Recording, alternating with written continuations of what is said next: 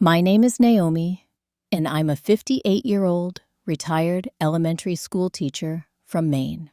After 2 long years, I finally made the trip to California to see my son Jason and his new house. I couldn't wait to see where my successful software engineer boy was living now. But the moment we pulled into the driveway of his beautiful home, he turned to me with an anxious look and whispered something that made my heart skip. "If you're watching from somewhere quiet, let me know where you are and hit that like and subscribe button while I tell you about the strangest week of my life as a mother." I've always been close with my son Jason. He's 32 now, but in my heart, he's still that curious little boy who used to take apart our computer just to see how it worked. 5 years ago, he moved to California for a job opportunity that was too good to pass up. It broke my heart to see him go, but I knew I couldn't hold him back. Life in Maine has been quiet since then, especially after losing my husband Robert to a heart attack 3 years ago. We'd been married for 33 years, and adjusting to life without him has been one of the hardest things I've ever done. Our modest 2-bedroom house in Brunswick feels too big now, even with all the memories it holds. Retirement from teaching 3rd graders after 30 years came just a few months after Robert's passing, so I've been trying to find new purpose in my daily routines. Jason and I have kept our bond strong through weekly video calls. Every Sunday evening, I'd make a cup of tea and settle into my favorite armchair by the window, and we'd talk for an hour or more. He's flourished at his tech company, moving up from a junior developer to a senior role. I don't understand much about what he does with coding and software architecture, but I could always tell he was thriving from the excitement in his voice. When he called me on a Tuesday night, instead of our usual Sunday, I knew something big had happened. He was practically bursting with news about buying his first house. Not just any house, but a beautiful modern home in an exclusive, gated community in the hills outside San Francisco. He sent me pictures that left me breathless. Floor-to-ceiling windows, sleek, modern furnishings, a kitchen that would make professional chefs jealous, and a view that showcased California's natural beauty. I couldn't believe my son could afford such luxury, but he mentioned a significant promotion and bonus that made it possible. I hadn't flown since Robert and I went to Hawaii for our 30th anniversary, so preparing for the cross-country trip made me both excited and anxious. I spent weeks getting ready, buying new luggage, making sure my will was updated just in case, and asking my neighbor Sarah to check on my house and water my plants. The night before my flight, I barely slept, feeling like a child before Christmas morning. The journey itself was an adventure. My flight from Portland to Chicago was delayed, causing me to sprint through O'Hare Airport to catch my connection to San Francisco. By some miracle, I made it just as they were closing the gate. The flight attendant took one look at my flushed face and offered me a complimentary glass of wine once we were in the air. I don't usually drink during the day, but after that rush, I gladly accepted. California was like entering another world for someone who spent her entire life in small-town Maine. The airport was enormous and crowded with people speaking dozens of languages. The air felt different, drier, but somehow sweeter, with unfamiliar flowers blooming even in October. Everyone seemed to move faster, dress more fashionably, and speak more loudly than folks back home. Jason was waiting for me at the arrival gate, holding a small sign that said, "World's Best Mom," just like he used to do when I'd pick him up from summer camp. My heart swelled at the sight of him, but as we embraced, I noticed subtle changes. He'd always been lean, but now he looked almost too thin. His smile didn't quite reach his eyes, which had dark circles beneath them. He was impeccably dressed in what I assumed were expensive clothes, his once shaggy hair now perfectly styled. "You look tired, honey," I said as we waited for my luggage. "Just working hard, Mom," he replied, checking his phone for the third time in 5 minutes. "Big project deadlines this month." The drive from the airport gave me my first glimpse of California's famous landscape.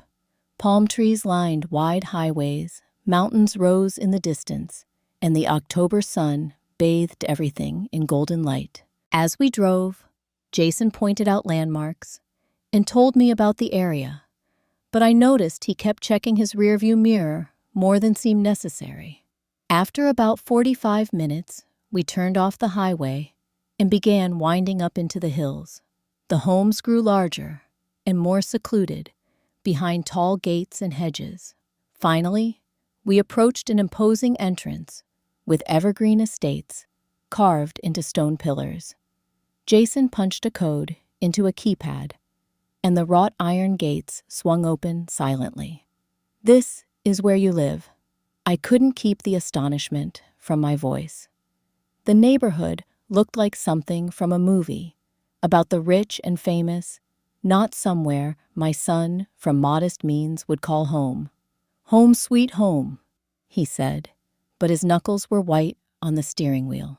As we drove through the manicured streets, I noticed security cameras mounted discreetly on lampposts and occasional men in dark suits who seemed to be patrolling rather than just enjoying the beautiful day.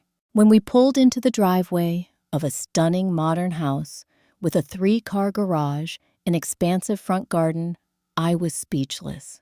This wasn't just nice, it was extraordinary. Before I could comment, Jason turned to me, his expression suddenly serious. "Mom, before we go in, there's something I need to tell you," he said in a low voice. "Don't tell the neighbors you're here to visit. If anyone asks, you're my interior decorator from New York, helping me finish the house." "What? Why would I need to lie about being your mother?" I asked, confused. "It's complicated. The people in this neighborhood are very private, very concerned about security. New residents are scrutinized, visitors even more so. It's just easier this way," he explained hastily. "Promise me, okay, it's important." Bewildered, I nodded my agreement. As we got out of the car, I noticed a dark sedan slow down as it passed Jason's house. The windows were tinted, but I could feel someone watching us from inside. "Let's get your bags inside," Jason said, glancing nervously at the car as it continued down the street. "Welcome to California, Mom." The interior of Jason's house was even more impressive than the exterior.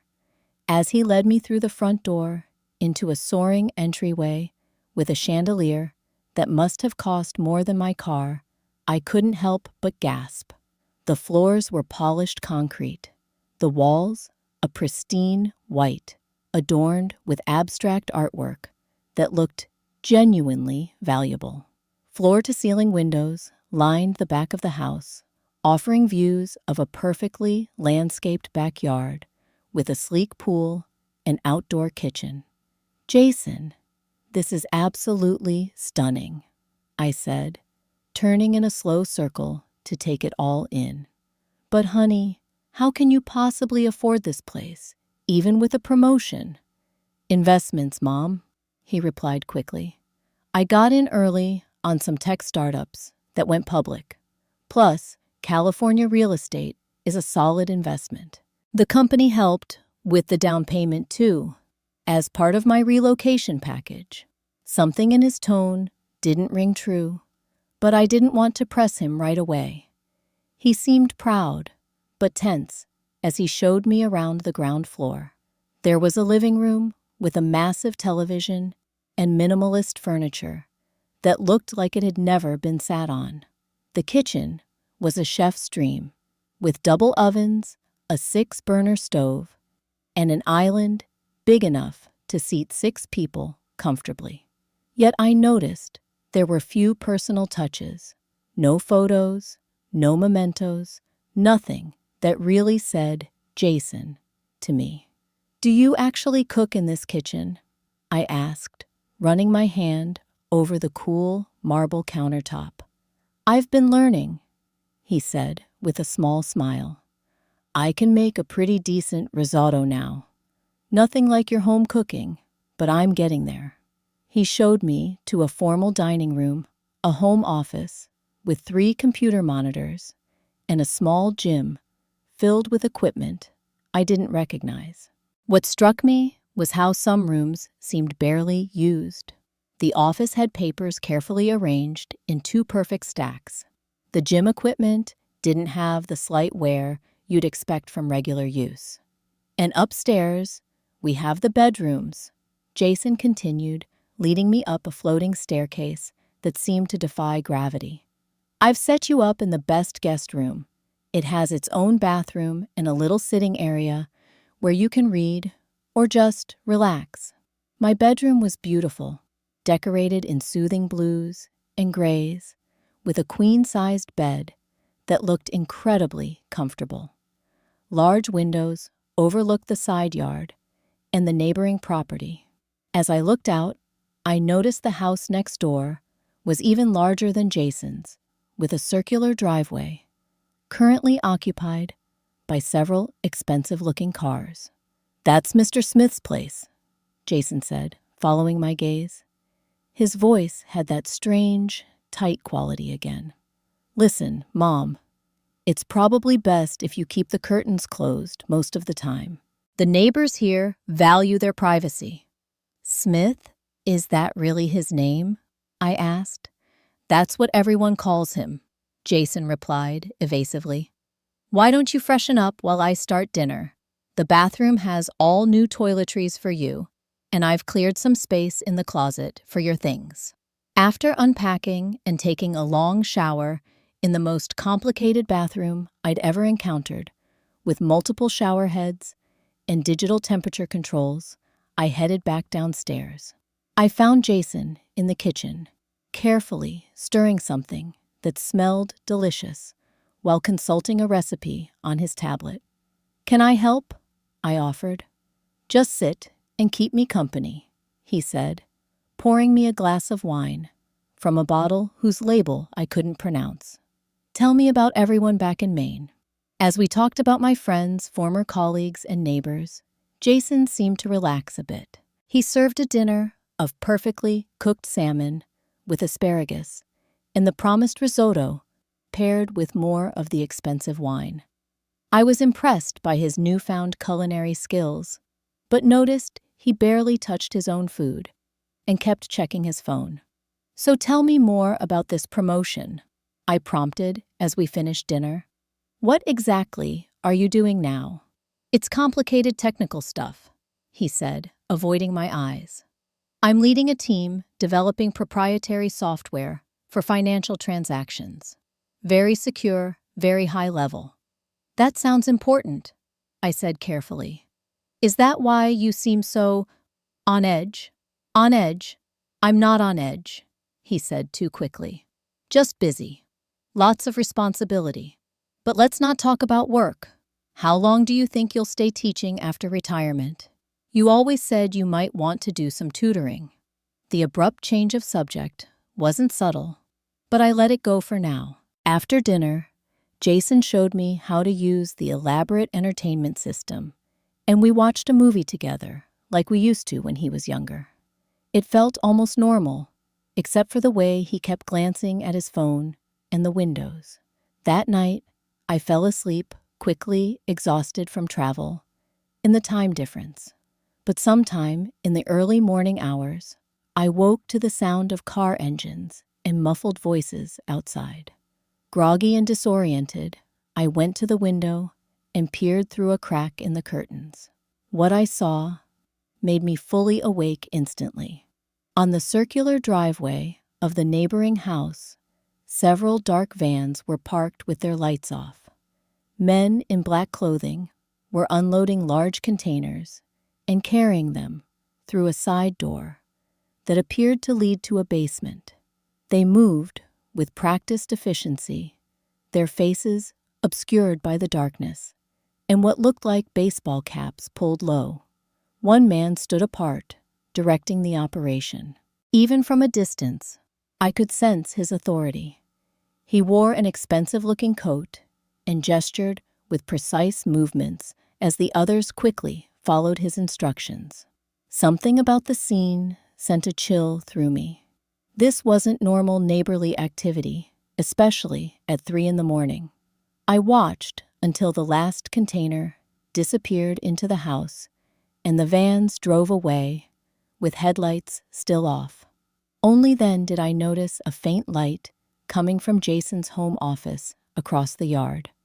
He was awake too, and I had a sinking feeling he was well aware of what was happening next door. The next morning, over breakfast, I casually mentioned being awakened by some noise in the night. "Did you hear those cars at the neighbor's house? It was around 3 in the morning, I said, watching his reaction. Jason's fork clattered against his plate. "You were looking out the window. Mom, I told you to keep the curtains closed." I just heard a noise and peeked out. I defended myself. It seemed strange, all those men unloading things in the middle of the night. "Listen to me," Jason said, his voice low and intense. "What the neighbors do is their business. In this neighborhood, everyone minds their own business. It's safer that way." He ran a hand through his hair, something he'd done since childhood when stressed. "Just stay away from the windows facing Smith's property, okay? And keep the curtains closed. Always." "Jason, you're scaring me a little," I admitted. "What's going on with these neighbors?" "Nothing you need to worry about," he insisted, then forced a smile. "Let's talk about what you want to do this week. I was thinking we could go to wine country on Wednesday, maybe drive down the coast on Thursday. Just not tomorrow. I have a work thing tomorrow evening." "That sounds lovely," I said, deciding to back off for now. "But I'd also like to just see your neighborhood. Maybe we could take a walk later today." A flash of panic crossed his face. "I don't think that's a good idea. The community is very exclusive. There are security protocols. Let's stick to sightseeing outside the neighborhood." I agreed, but my concern was growing by the minute. As I helped him clean up breakfast, I noticed for the first time a small but sophisticated-looking camera mounted discreetly near the kitchen window, pointed toward the backyard. Jason saw me looking at it and quickly explained it was just part of the house's security system. What kind of place had my son moved into? And what wasn't he telling me about the mysterious Mr. Smith next door? After Jason left for work, promising to be back by early afternoon, I took the opportunity to explore the house more thoroughly. The perfectness of everything bothered me. It didn't feel lived in, didn't feel like my son's home at all. In the kitchen, I opened cabinets to find expensive dishes and cookware, many still with price tags attached. The refrigerator contained mainly takeout containers and pre-made meals, despite Jason's apparent new interest in cooking. The pantry was oddly stocked with multiple packages of the same items, as if someone had been told to make it look occupied without knowing what a single person might actually need. The living room contained no personal photographs, no books that reflected Jason's interests in science fiction and history, no collections of any kind. The coffee table held architecture magazines arranged in a perfect fan pages, crisp as if never opened. Moving to his home office, I felt a twinge of guilt for snooping, but justified it with motherly concern. The desk was too orderly for someone actually working there regularly. I gently pulled open a drawer and found it empty, except for a few pens still in their packaging. Another contained blank notebooks. Nothing personal, nothing used, but the bottom drawer was locked. I stood there, my hand on the small brass keyhole, debating with myself. This was crossing a line. Then I remembered the strange midnight deliveries, Jason's nervous behavior, and the excessive security. Something was wrong in this too-perfect house. I searched for a key, checking obvious hiding places, like the desk blotter and nearby bookshelf. Nothing. Then I noticed a small decorative box on the windowsill. Inside was a single key that fit the drawer perfectly. The drawer slid open to reveal several prepaid cell phones, still in their packaging, except for one, and stacks of cash, bound with paper bands. Underneath was a passport that wasn't in Jason's name, and a small notebook filled with what appeared to be coded entries, just numbers and letters in groupings that meant nothing to me. My heart pounding, I carefully replaced everything exactly as I'd found it and locked the drawer. What was my son involved in prepaid burner phones were what criminals used on television shows to avoid being traced. And that much cash hidden away, the passport with another name. But Jason's photo, none of it made sense with the successful software engineer story. Just then, the landline phone rang, startling me so badly I nearly knocked over a desk lamp. I hesitated, then answered. "Gordon Residence," I said, using Jason's last name. There was a pause, then a click as the caller hung up. The caller ID showed only unknown.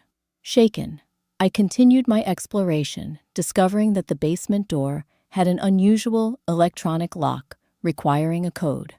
The garage was immaculate, with space for 3 cars, though Jason only had his one sleek Audi. The other spaces were empty, but showed oil stains, suggesting vehicles were regularly parked there. Around noon, I decided to get some fresh air in the backyard. The October day was warm and sunny, perfect for sitting on the elegant patio furniture beside the pool. I brought my book, but found myself watching the neighboring properties instead of reading. A man in work clothes was tending to the garden beds that separated Jason's property from Mr. Smith's much larger estate. He noticed me and nodded politely. "Good afternoon, ma'am. Beautiful day." "Yes, it is," I agreed. "I'm Naomi Jason's mother." A slight frown crossed his face. "I understood Mr. Gordon lived alone." "I'm visiting for the week," I explained. "Just flew in from Maine yesterday." "Maine? That's a long way," he said, studying me with new interest. "I'm Miguel. I handle landscaping for several homes in the community." "It's all very beautiful," I said. "You do excellent work." "Thank you." He glanced toward Smith's house, then back at me. "You're staying the whole week, then?" "That's the plan," I confirmed. "Unless Jason gets too busy with work." "He works for Mr. Smith, right?" Miguel asked casually. But I caught something in his tone. "No, he works for TechSphere," I corrected him. "He's a software engineer." Miguel nodded, but didn't look convinced. "Of course. My mistake." He returned to his gardening, and I had the distinct impression he was deliberately ending our conversation. As he worked, I noticed a large, black SUV pull into Smith's driveway. A man emerged from the back seat, flanked immediately by 2 larger men who scanned the surroundings as they escorted him to the house. Though I only caught a glimpse, the central figure was well-dressed in a tailored suit, his salt and pepper hair perfectly styled. He moved with the confidence of someone used to being in charge. "Is that Mr. Smith?" I asked Miguel. He straightened up quickly. "Yes, ma'am. But it's best not to take too much notice of the comings and goings next door." His tone had shifted to one of warning. Before I could respond, a woman's voice called from over the fence on the opposite side of Jason's yard. "Hello there. You must be new. I'm Elaine Henderson from next door." I turned to see a woman in her 60s, with silver hair and a friendly smile, standing by a gate in the fence. I walked over to introduce myself. I'm Naomi Gordon, Jason's mother. I'm visiting from Maine. Oh, how wonderful, Elaine exclaimed. We've barely seen Jason since he moved in 3 months ago. Such a lovely young man, but keeps to himself. We've been a bit concerned, actually. Concerned why? I asked. Elaine glanced at Miguel, who was pretending not to listen, while deadheading some flowers. She lowered her voice. Perhaps we could chat over coffee tomorrow. There are things about this neighborhood newcomers should know, for their own good. I'd like that, I said, curious and increasingly worried. Lovely. Come by around 10, the White House with blue shutters just down the street. She retreated back to her yard with a friendly wave, leaving me with more questions. Miguel finished his work shortly after and left with a respectful nod, but no further conversation. I was just heading back inside when I heard a car in the driveway. Jason was home much earlier than expected. He came around to the backyard, his face tight, with barely controlled anxiety. "Mom, what are you doing out here?" he asked, his eyes darting to the neighboring properties. "Just enjoying the sunshine," I said. "I met your neighbor Elaine. She invited me for coffee tomorrow." Jason's face paled. "You can't go." "Why not? She seemed very nice." "You just can't," he snapped, then visibly tried to control himself. "I took the rest of the day off so we could go into the city. Why don't you get ready?" "Jason, what is going on?" I demanded. "I've been noticing strange things ever since I arrived. The security cameras, the midnight deliveries next door, the way you keep checking your phone. And now, you don't want me meeting your neighbors. This isn't like you." "Nothing's going on," he insisted. "This is just a different world from Maine. People here value privacy and security. It's normal." "Is it normal to have multiple prepaid phones and stacks of cash hidden in your desk drawer?" I asked quietly. Jason stared at me in shock, then grabbed my arm and hustled me inside, closing the patio door firmly behind us. "You went through my desk," he hissed. "I'm worried about you," I said, refusing to apologize. "The gardener thought you worked for Mr. Smith, not TechSphere. What's really happening here, Jason? You had no right to snoop through my things," he said. But there was fear beneath his anger. "This is my house, my life. I'm your mother," I reminded him, "and I know when something's wrong. Please, honey. Whatever it is, we can figure it out together." For a moment, I thought he might confide in me. His eyes filled with tears, and his shoulders slumped. Then his phone buzzed with a text message. He checked it, and his expression hardened again. "Get ready for the city. We leave in 20 minutes, he said, turning away. "And Mom, don't ever mention those things you found to anyone. Ever. It could be dangerous." As he walked upstairs, I stood in the living room, my heart racing. Dangerous. My son had just admitted he was involved in something dangerous. And I was now caught in the middle of it, whatever it was. I slept poorly that night, my mind racing with possibilities, each worse than the last. Was Jason involved in something illegal? Was he being threatened or coerced? The cash, the phones, the fake passport, the midnight deliveries next door, all pointed to something far from the legitimate success story he'd presented. By morning, I'd made up my mind to discover the truth, starting with Elaine Henderson. While Jason slept, I researched what I could about drug cartels and money laundering on my tablet, careful to use private browsing mode. What I found confirmed my worst fears about the patterns I was seeing. When Jason finally came downstairs around 8, I pretended to be focused on making breakfast. I thought we could go to that farmer's market you mentioned yesterday, I suggested casually. Great idea, he agreed, pouring coffee. We can leave in about an hour. Actually, I was thinking of going a bit later, I said.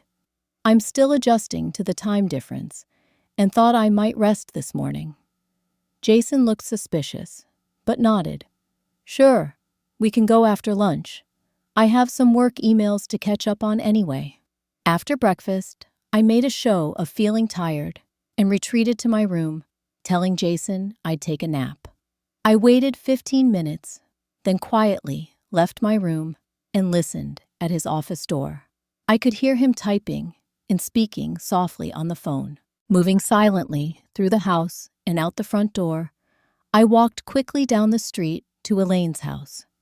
My heart was pounding as I knocked on her door, half expecting Jason to come running after me. Elaine opened the door with a warm smile that faded slightly as she looked past me. You came alone. Good. Come in quickly.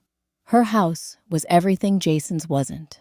Warm, lived in, filled with family photos and comfortable furniture.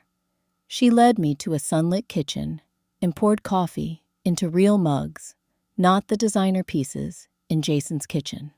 I wasn't sure you'd come, she said, offering cream and sugar. Your son seemed quite protective yesterday. That's partly why I'm here, I admitted.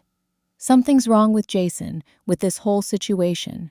He's not himself. Elaine nodded grimly. I suspected as much. My husband and I have been watching the pattern for months now. She hesitated. What I'm about to tell you could be considered gossip, but in this case, I believe it's information you need for your safety, and possibly your son's. Please, tell me everything, I urged. My husband Richard was with the San Francisco Police Department for 30 years before retiring, she began. He still has connections, still keeps his ear to the ground. When we moved here 5 years ago, this was an ordinary, if exclusive neighborhood. Then, about 2 years ago, Mr. Smith, as he calls himself, bought the largest property on the street. Is Smith not his real name? I asked. His real name is Alejandro Vega, she said quietly. He's a high-level distributor for one of the Mexican cartels, though he presents himself as an import-export businessman. The local authorities suspect he runs a major drug trafficking operation, but he's been careful. They've never been able to gather enough evidence for an arrest. My blood ran cold. And Jason, how is he involved? We're not entirely sure, Elaine admitted, but Richard has observed a pattern. Vega brings in young professionals, usually tech workers, gives them these beautiful homes, and uses them somehow in his operation. We think it's money laundering, possibly combined with their technical skills for secure communications or banking transfers. But why would Jason agree to something like that? I asked, my voice breaking. He's always been such a good kid, so honest. They don't usually start by asking for something illegal, Elaine explained gently. Richard says the pattern typically begins with a legitimate consulting job, good money for simple work. Then they gradually ask for more compromising information on the person, and eventually, they're in too deep to get out easily. The house, I realized. It's not really his, is it? Probably not entirely, she confirmed. It's likely part of their laundering operation, a way to convert drug money into legitimate-looking assets. The young professionals serve as fronts, attending neighborhood meetings, paying property taxes, creating the appearance of normal home ownership. I felt sick. What about the other neighbors? Do they know? Some suspect, but stay quiet out of fear. Others are involved themselves, she said. Richard believes at least 3 other homes on this street are part of Vega's network. That's why we've been cautious about approaching anyone. Why are you telling me this? I asked. Aren't you afraid? Richard has been gathering evidence for months, working with former colleagues. They're close to having enough for federal agents to move in, she explained. And when I saw you, a mother clearly concerned about her son, I couldn't stay silent. Richard thought you might be able to convince Jason to cooperate with authorities before it's too late for him to make a deal. You think he could go to prison? I said, the reality hitting me hard. It's a possibility, Elaine acknowledged. But if he cooperates, provides evidence against Vega, there could be leniency, witness protection, even if necessary. I sat silently for a moment, absorbing the horrifying situation. I need to talk to Jason. Be careful, Elaine warned. Vega's people are everywhere. Richard thinks your son's house is probably under surveillance. She gave me her phone number and Richard's contact information. Call us anytime, day or night. And Naomi, don't wait too long. Richard's sources say Vega is planning something big this week. I thanked her and left my mind reeling. Walking back to Jason's house, I felt exposed, as if every window might conceal someone watching me. When I let myself in, Jason was waiting in the foyer, his face a mask of fury and fear. Where have you been? He demanded. I went to see Elaine, I admitted. No point in lying now. After I specifically asked you not to, his voice rose. Do you have any idea what you've done? I think I do, I said calmly, though my heart was racing. I know about Alejandro Vega, Jason. I know this house isn't really yours. I know you're involved in something illegal, and I know you're scared. All the color drained from his face. He grabbed my arm and pulled me into the kitchen, the one room without windows. Keep your voice down, he hissed. The walls have ears, literally. Then tell me the truth, I insisted. All of it, now. Jason sank into a chair, his body seeming to collapse in on itself. In that moment, he looked like the little boy who'd come to me after breaking a neighbor's window, with a baseball, frightened, but relieved to finally confess. It started so innocently, he began, his voice barely above a whisper. I was approached at a tech conference by someone claiming to represent an investment firm. They wanted a custom blockchain application for tracking international investments. The money was incredible, 3 times my normal rate. And it seemed legitimate, I prompted when he paused. Completely. I did my due diligence. The company existed on paper. They had an office, a website, everything. The initial project was simple enough, and they paid promptly, he continued.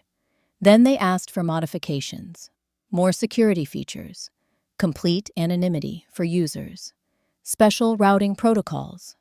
And you started to suspect something wasn't right, I guessed. He nodded. But by then, I'd already accepted nearly $200,000. I'd spent some of it, reported it on my taxes. They had me on paper as their consultant. What happened next? I asked gently.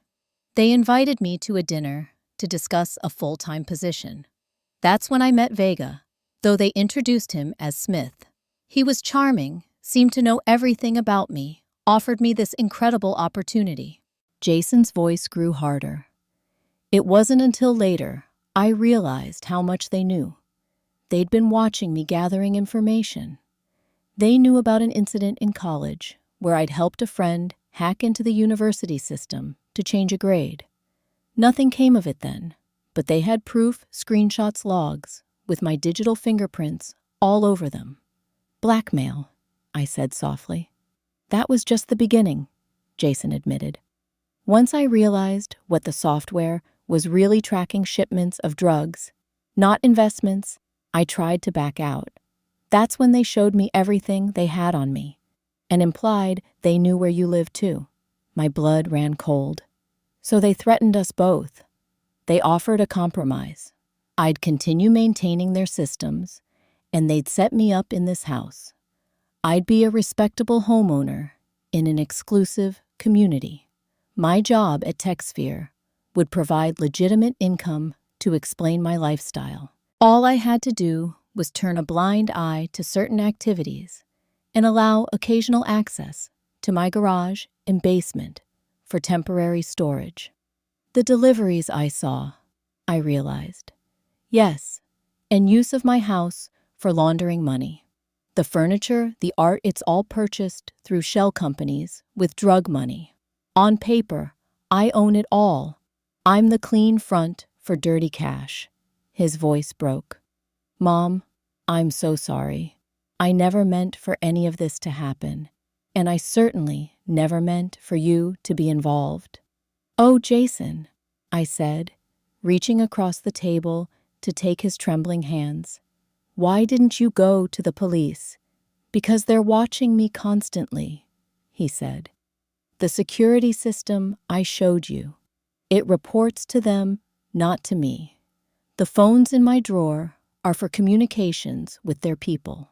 I'm allowed just enough freedom to maintain appearances, but I'm as much a prisoner as if I were behind bars. And now I've walked right into the middle of it, I said, understanding the full gravity of our situation. They know you're here. They've probably already run a background check on you. The gardener, Miguel, he works for Vega. The call yesterday when no one spoke, that was them confirming someone new was in the house. Jason looked desperate. We need to get you on a plane back to Maine as soon as possible. I'm not leaving you here, I said firmly. Mom, these people are dangerous. Deadly dangerous. All the more reason I'm not abandoning my son to them, I replied. Elaine's husband has connections with law enforcement. He's been building a case against Vega. If you cooperate, provide evidence. Jason laughed bitterly.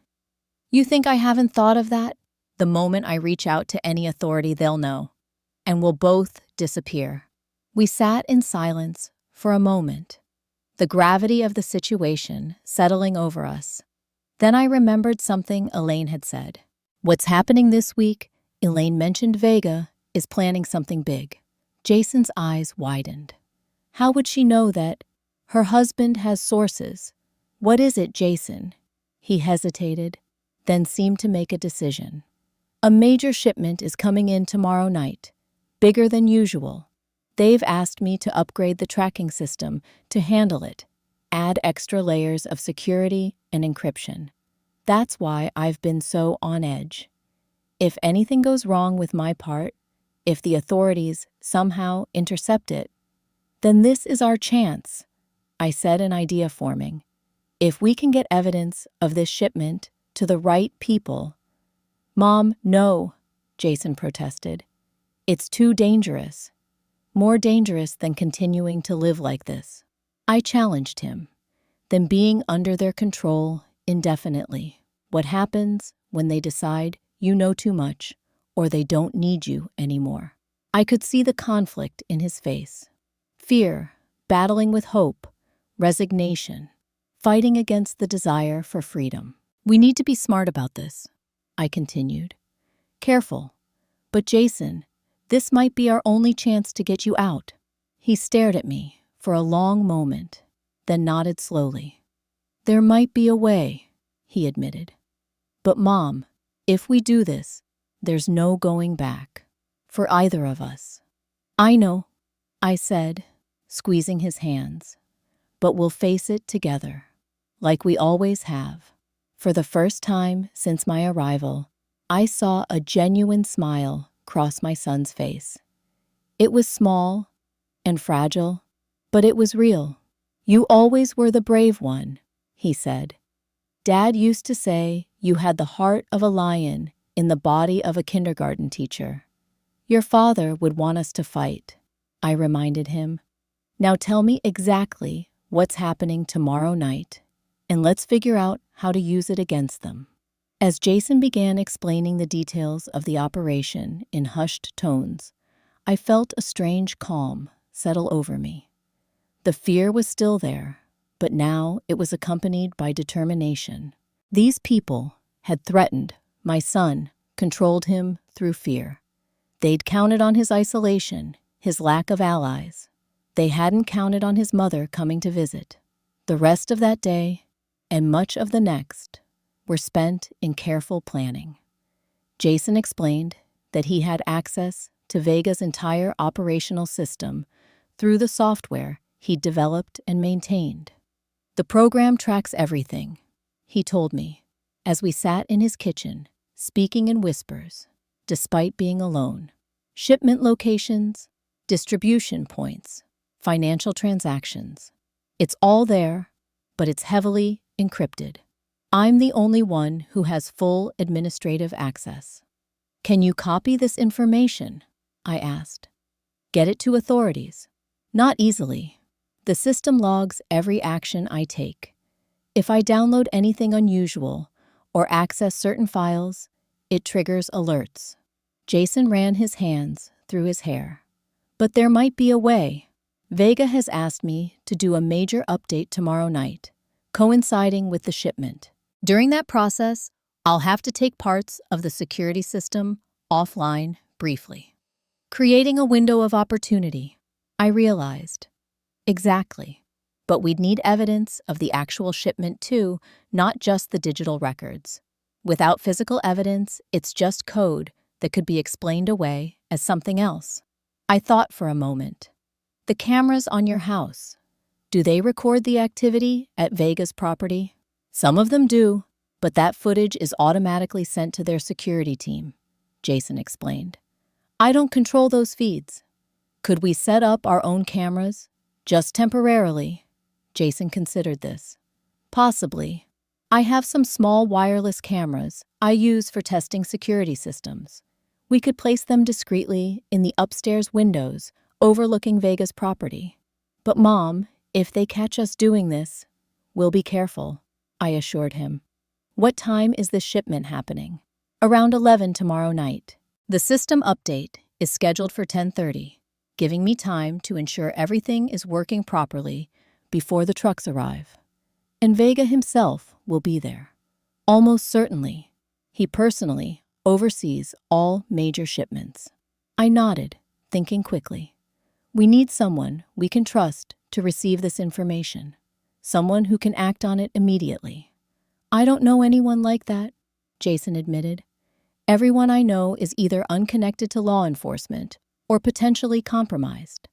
What about Richard Henderson, Elaine's husband? He has police connections and has been building a case against Vega. Jason looked uncertain. Can we trust him? What if he's being watched too? It's a risk we'll have to take, I decided. Let me call Elaine. I used my own phone to call the number Elaine had given me, stepping into the bathroom with the shower running to mask the conversation. Elaine answered immediately. Naomi, are you all right? Yes, but we need to talk to Richard. Jason is willing to help, but we need someone we can send evidence to tomorrow night. Hold on, she said. I could hear muffled conversation. Then a male voice came on the line. Mrs. Gordon, Richard Henderson. Elaine told me about your situation. I've been tracking Vega for months.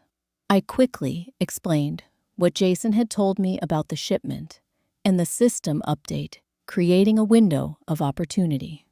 This could be exactly what we need, Richard said, his voice tense with excitement. I have contacts with the FBI's organized crime unit, but we'd need solid evidence connecting Vega directly to the drugs. We're going to try to get both digital records and video of the shipment arriving, I explained. That would be ideal, Richard confirmed, but be extremely careful. These cameras need to be completely hidden, and the digital evidence would need to be comprehensive, something that couldn't be explained away as legitimate business. Jason says he can get transaction records, distribution points, everything. Perfect. Here's what we'll do, Richard said. I have surveillance equipment you can use better than anything commercial. I'll drop it off discreetly today. Then tomorrow night, when you have the evidence, send it to this secure email address. He provided the information, making me repeat it back to ensure I had it correctly. How quickly can your FBI contacts move on this? I asked. With solid evidence, like what you're describing, hours not days. But you'll need to be ready to leave immediately afterward. Once Vega realizes he's been compromised, anyone connected becomes a target. The reality of what we were planning hit me hard. We'd have to disappear. Temporarily, at least, Richard confirmed. Witness protection would be an option if your son's testimony helps bring down Vega's operation. I won't sugarcoat this, Mrs. Gordon. What you and your son are considering is dangerous, but incredibly valuable. Vega's operation is responsible for countless deaths through the drugs they distribute and the violence they perpetrate. We understand, I said, making my decision. Tell us exactly what we need to do. After finishing the call, I returned to Jason and relayed the plan. He looked terrified, but resolute. If we do this, there's no going back to our old lives, he said quietly. Some things are worth sacrificing for, I told him. Your freedom, your future, your soul, Jason. These people have taken enough from you. He nodded slowly. Okay, let's prepare. Later that afternoon, while Jason was supposedly showing me the neighborhood, we drove past the Hendersons' house. Richard was working in his front garden and casually approached our car when we slowed, passing a small bag through the window, as if just greeting new neighbors. Inside were two tiny but sophisticated cameras with wireless transmitters, a flash drive with instructions, and a note with contact information and procedures to follow if something went wrong. Back at the house, Jason carefully placed the cameras in inconspicuous locations in the guest bedroom and his office, both with clear views of Vega's property, but hidden behind curtains and blinds. He also prepared his computer systems for the evidence gathering, creating a hidden partition where he could temporarily store the information before transmitting it. Vega called earlier, Jason told me, as evening fell. He wants to meet tomorrow afternoon to go over the update procedures one last time. Is that normal? I asked, concerned about the timing. Yes, he's obsessive about security, especially for big shipments. Jason hesitated. Mom, there's something else you should know. If this works, if the FBI moves on Vega, there's a good chance I could face charges too. For your involvement, I acknowledged. I've done things I'm not proud of, he admitted. Nothing violent, but I've facilitated their operation. Transferred funds, created false documentation, allowed my home to be used for storage. Under duress, I reminded him. And you're cooperating now. That has to count for something. I hope so, he said softly. But I need you to be prepared for that possibility. We spent that evening in strange domesticity, cooking dinner together and watching a movie, all while knowing it might be the last normal evening we'd have for a long time, possibly ever. Neither of us slept much that night, too aware of what tomorrow would bring. The next morning, Jason received a text confirming his meeting with Vega at 2:00. We used the hours before to go over our plan repeatedly, ensuring we both understood exactly what needed to happen and when. Jason showed me how to access and operate the cameras remotely from my tablet and how to send the secured files to Richard's contact if something happened to Jason. As a fallback, he explained, his voice steady despite the circumstances. Just in case. At 1:30, Jason left for his meeting with Vega, dressed in the business casual attire that had become his uniform in this strange new life. I watched him drive away, my heart in my throat, praying it wouldn't be the last time I saw my son. While he was gone, I checked and rechecked the cameras, ensuring they were functioning properly, and that their presence wasn't detectable. I packed small bags for both of us, with essentials, ready for a quick departure, if necessary. Then, I sat in the kitchen, drinking tea, gone cold, watching the minutes tick by on the microwave clock. Jason returned just after 4, looking pale but composed. "It's still on," he confirmed. "The shipment is coming at 11. I'm to begin the system update at 10:30, giving me 30 minutes to complete the critical portions before they need it operational again." Did Vega suspect anything? I don't think so. He was focused on the technical details, making sure the new encryption protocols will be in place before the shipment data starts flowing. "Then we proceed as planned," I said, trying to project more confidence than I felt. The hours crawled by. We ate a simple dinner, though neither of us had much appetite. As darkness fell, Jason began preparing his systems, running diagnostics, and making preparations that would go unnoticed by Vega's security team, but would facilitate our evidence gathering later. At 9:45, Jason received a text confirming the update should proceed as scheduled. He responded professionally, giving no hint of our true intentions. "It's time," he said, looking at me with a mixture of fear and determination. "Once I start this process, there's no turning back." I hugged him tightly. "I'm so proud of you, Jason. No matter what happens next, remember that." He hugged me back, then turned to his computer. "The cameras are active, but recording locally for now. We'll only transmit the files once we have what we need." "I'll monitor the property from my room," I said, heading upstairs with my tablet. From my window, I could see increased activity at Vega's house. Security personnel were more visible than usual, patrolling the grounds and checking the perimeter.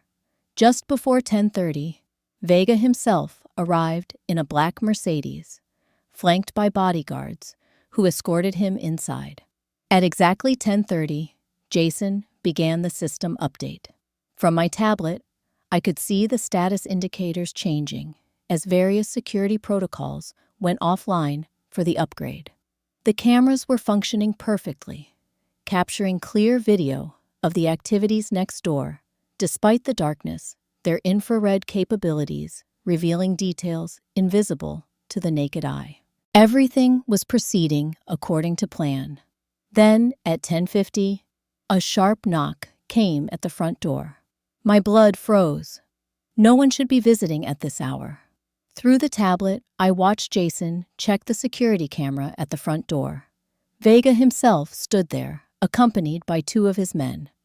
Jason looked up at the camera in his office, his eyes wide with panic. He mouthed, "Hide everything," before going to answer the door. I quickly gathered my tablet and phone and retreated to the bathroom, locking the door and sitting on the edge of the tub. Through the tablet, I could still monitor the cameras and hear what was happening downstairs through the open office door. "Mr. Smith," Jason greeted, his voice remarkably steady. "I wasn't expecting you. The update is proceeding on schedule." "I prefer to be present for critical operations," Vega replied smoothly. "You don't mind if my associates and I wait in your office, do you? I'd like to see the process firsthand." "Of course not," Jason said. "Would you like something to drink while we wait?" "No, thank you. Let's proceed directly to business." I heard footsteps moving toward the office. My heart pounded so loudly, I was sure it must be audible through the house. If Vega saw the cameras or realized Jason was copying files, through the tablet I watched as Vega and his men entered the office. Jason returned to his computer, continuing the update process while explaining technical details to Vega, who listened with surprising attentiveness. "And the security protocols?" Vega asked. "They are improved as discussed." "Yes, sir. The new encryption is military grade. Even if someone intercepted the data, it would take years to decode, without the proper keys. Vega nodded, seeming satisfied. Then, one of his men approached him, whispering something in his ear. Vega's expression hardened. "Mr. Gordon," he said, his voice suddenly cold. "My security team has detected unusual wireless signals coming from your house. Care to explain?" Jason's face revealed nothing. "Probably my guest devices. My mother is visiting from Maine. She's upstairs resting." "Your mother?" Vega raised an eyebrow. "You didn't mention a visitor." "It was a last-minute decision," Jason explained. "She's not feeling well tonight, some kind of stomach bug. That's why I haven't introduced you." Vega studied him for a long moment. "Felipe, check upstairs. Make sure our host's mother is comfortable." One of the men nodded and headed for the stairs. I panicked, looking around the bathroom for somewhere to hide the tablet. Finally, I slipped it into the cabinet under the sink, then quickly flushed the toilet and began washing my hands, just as a knock came at the bathroom door.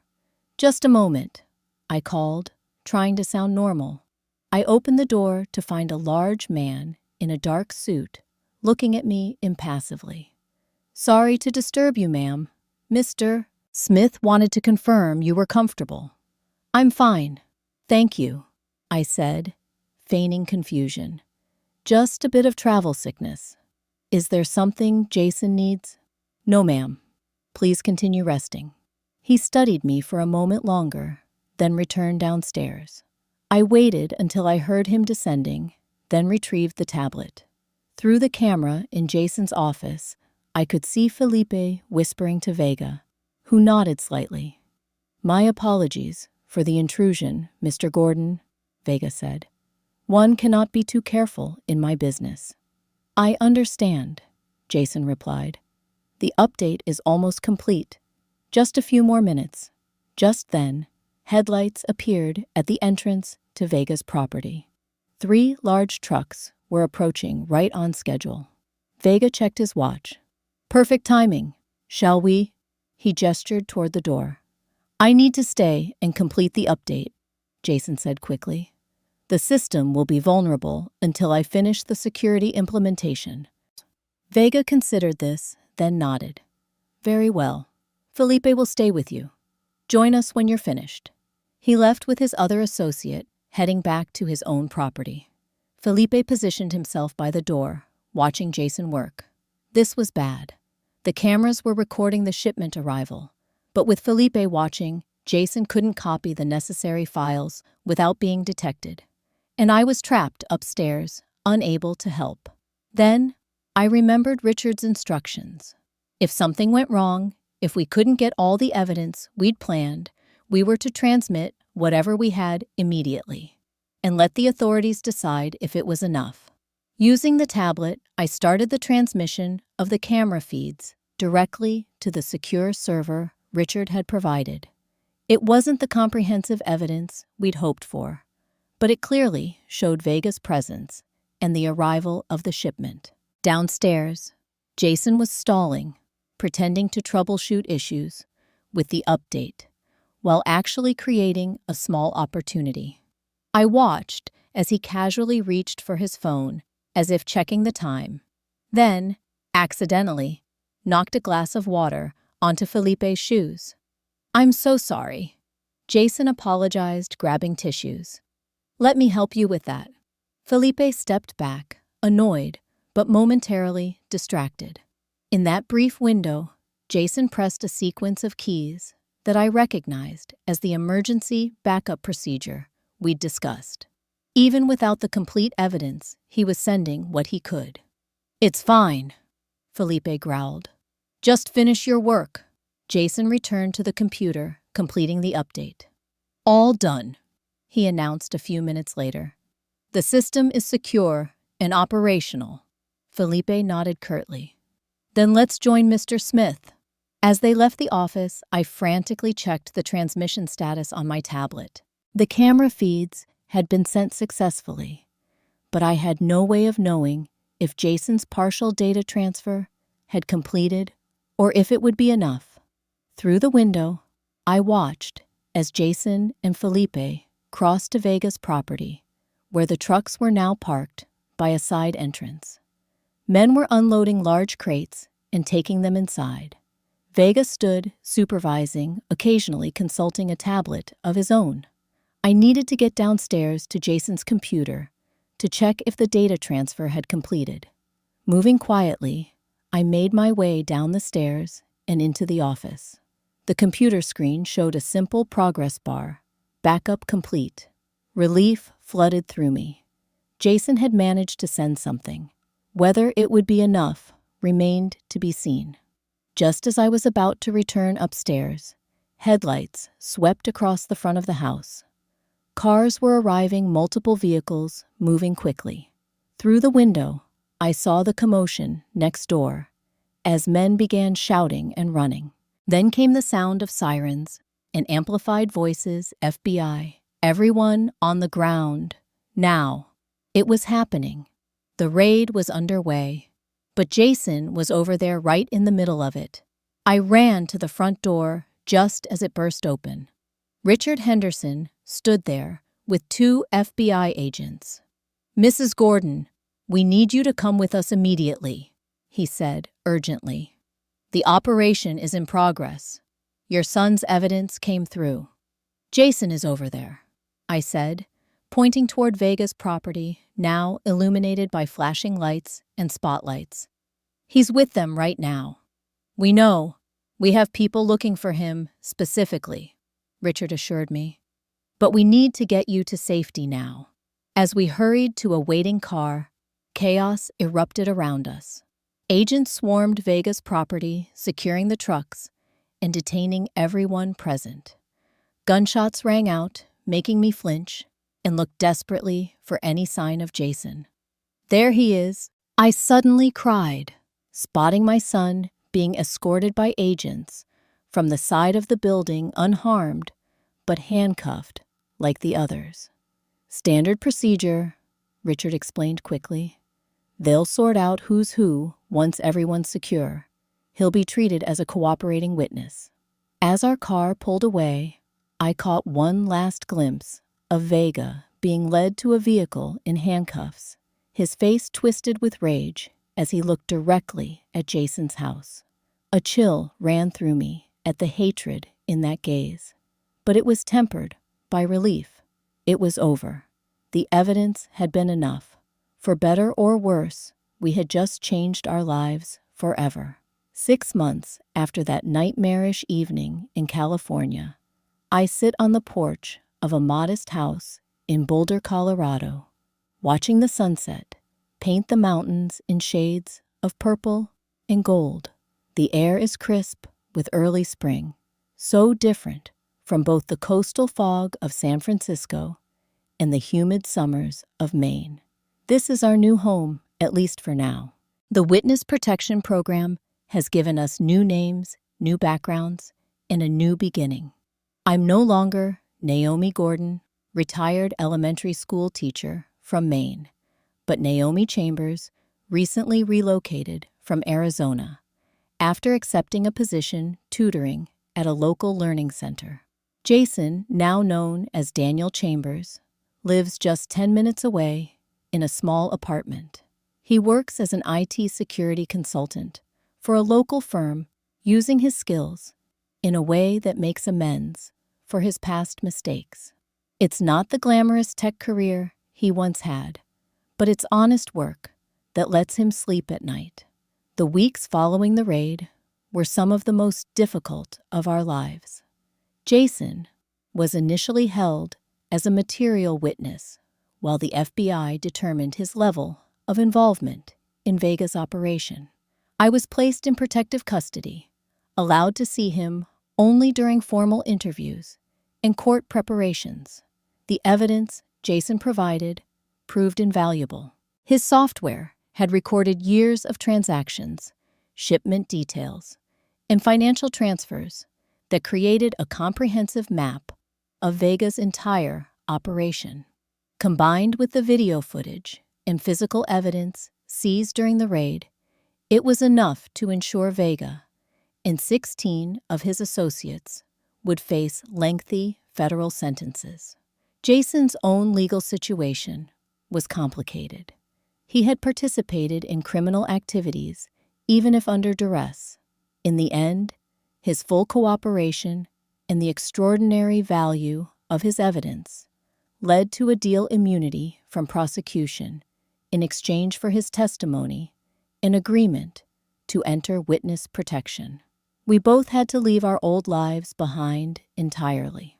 I sold my house in Maine, through an attorney donated most of my possessions to charity, and said goodbye to friends without being able to tell them where I was going or why. Jason lost not just his California life, but his entire professional identity in the tech world. The adjustment hasn't been easy. Jason struggled with guilt, both for his involvement with Vega and for the upheaval in my life. There were nights when I'd get calls from him at 2 a.m, his voice tight with anxiety and regret. "You should be enjoying retirement in Maine, Mom," he said during one such call. "Instead, you're starting over in your 60s because of my mistakes." "I'm starting over with my son still in my life," I reminded him. "That's worth everything else." Therapy has been an essential part of his healing process. Understanding how he was manipulated, how fear and isolation made him vulnerable to Vega's control, has helped him forgive himself gradually. He's also found purpose in consulting with law enforcement agencies about the techniques used by criminal organizations to compromise otherwise law-abiding professionals. I've found my own new purpose as well. Through a carefully vetted program, I now volunteer with family members of those involved in criminal enterprises, helping them navigate the complex emotions and practical challenges that come with having a loved one in such situations. My experience gives me a unique perspective that these families desperately need. Our new life is simpler, more modest, but also more authentic. We no longer have to hide behind facades or live in fear of what lurks behind closed doors. The neighbors here are just neighbors, not potential threats or criminal associates. Jason comes over for dinner every Sunday, a tradition we've maintained from our video call days. But now, we sit across from each other at my small dining table, sharing a home-cooked meal and genuine conversation. I have watched the shadows gradually leave his eyes, replaced by a hard-won wisdom and appreciation for simple joys. "I never thought I'd say this," he told me last Sunday, "but I'm actually happier now than I was in that mansion in California, even with all the restrictions of our new identities." "Why do you think that is?" I asked, genuinely curious. He thought for a moment. "Because I'm not living a lie anymore. There's no gap between who I pretend to be and who I actually am. That gap was killing me slowly." His words have stayed with me, a profound truth about what really matters in life. The silence that comes from fear, the secrets we keep to avoid disappointment or conflict, they don't protect us. They isolate us, make us vulnerable to those who would use our silence against us. True safety comes from honesty, from facing difficult truths together, rather than suffering them alone. Jason thought he was protecting me by not telling me about his situation, just as I've sometimes kept my own struggles from him to avoid causing worry. But that kind of protective silence nearly cost us everything. As I sit, watching the last light fade from the mountains, I'm at peace with our new reality. We've lost things, certainly, but what we've gained, a relationship built on complete honesty, and the knowledge that we can face anything together, is far more valuable. The porch light comes on automatically as darkness falls, illuminating the new welcome mat Jason gave me when I moved in. It reads simply, "Home is where your story begins." Our story had a painful chapter, but it isn't over. In fact, I believe we're just beginning the best part. The doors we open when we stop keeping secrets might lead us places we never expected to go, but they also let in the light that helps us find our way home. Have you ever found yourself keeping secrets to protect someone you love? How did that turn out? Let me know in the comments below. And if you found meaning in my story, please hit the like button and subscribe to hear more real-life experiences. Share this with someone who might be struggling with their own secrets, because sometimes knowing we're not alone is the first step toward finding courage. Thank you for listening, and remember that honesty, even when difficult, is the foundation of true healing.